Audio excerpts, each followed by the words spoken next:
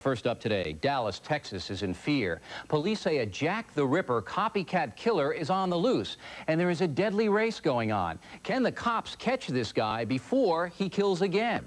Here's Jeff Cole. Standing tall against the Texas sky, Dallas shines like an emerald city. But when night falls, the glitter turns to grime on the streets where a hot time can be had for cold cash. Sex comes cheap at these motels on the city's tough side, and the cost of doing business is now turning into a deadly proposition. Oh, it's scary. It really is, because you don't know what you're going to get into. They're all scared to death. There's a crazy man out there. Police believe a killer is stalking prostitutes. So far, there have been 2 murders.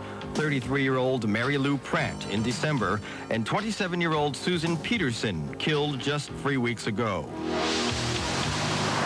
Fear is always a constant companion at hotels like this. But what has sent a certain chill through the ladies of the night is that after both victims were murdered, their faces were mutilated. Mutilated, police say, by someone with surgical skill. The wounds that we're talking about was on both victims were deliberate, and they were exactly the same on both victims. It brings to mind one of London's most infamous murderers, Jack the Ripper, who killed prostitutes and slashed their bodies. And now this American killer has been referred to as the Dallas Ripper.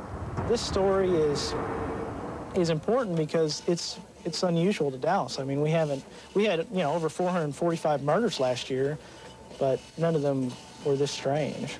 Dallas police would not reveal exactly how these latest victims were mutilated, but they do believe it's the work of the same man. Their bodies were both dumped in the same general area about a quarter of a mile apart. They were both killed in the same manner, both shot in the back of the head with a handgun. This is the motel, the Star 8, where police say both women worked as prostitutes. But the owners refused to talk to us. Police say that the women came from this hotel. I'm not going to answer nothing else. You ain't know what I said. You just turn that damn thing off or I'll stick a damn gun to your head and I'll blow you away. This is what Susan Peterson, the last victim, looked like when she was arrested for prostitution. A far cry from the life she once lived. She would call me and say she was in jail, and I would say, is it for prostitution? And she never would say yes. She just kind of laugh, you know? Susan's father, Ronald Peterson, remembers his daughter as someone with personality plus, lots of friends. She grew up in a middle-class family outside of Houston, graduated from high school, and then joined the Navy. She got in the Navy and she found out that she didn't have to take orders, and so she just wasn't cut out for the Navy. Susan went to Dallas to find a career, but instead got caught up in the world of drugs and prostitution. Nobody deserves to have died the way my daughter and that other girl died. Nobody deserves that, no matter what their lifestyle was. And I want him caught and punished. Dallas police have stopped short in calling these Jack the Ripper-style murders. However, they do admit they have no real suspects and very few clues. No, this is that man, this is that freak that's been killing all the prostitutes. It's mine. I'm next on the list. Here I go. But I'm not going to die without a fight, and I didn't. 27-year-old Stephanie Hicks, an admitted prostitute, claims she was recently attacked and escaped from a man who said he was the Ripper. I took my left foot, kicked him in the chin as hard as I could. When he went up to grab it, I took my right foot and kicked the gear shift all the way up in the park. We spun about 3 times. The car died, and as he was trying to get the car started back up, I jumped. Police are investigating, but don't believe he's the killer. However, it is an example of the kinds of risks these women face every night. Stephanie works out of this hotel and agreed to show us the dangers of the trade. How often a night does this thing happen for you?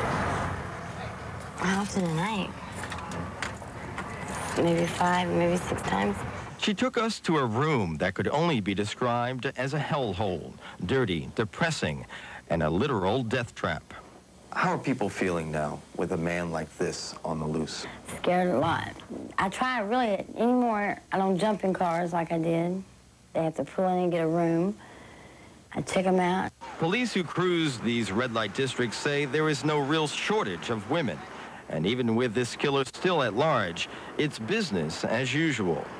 That's what these girls are doing for a living. That's how they're making money, so they're going to continue making money. Even though it could cost them their life. Seems to be that way. Like I said, they're still out here, so you'll have to talk to them. Do you think eventually that you'll be killed? Yeah, until I either make up my mind and stop or die. It's only two choices you have, either stop or get killed. Obviously, Dallas police would like help in catching the killer. If you know anything, you should call them. The number is 1-800-324-TIPS.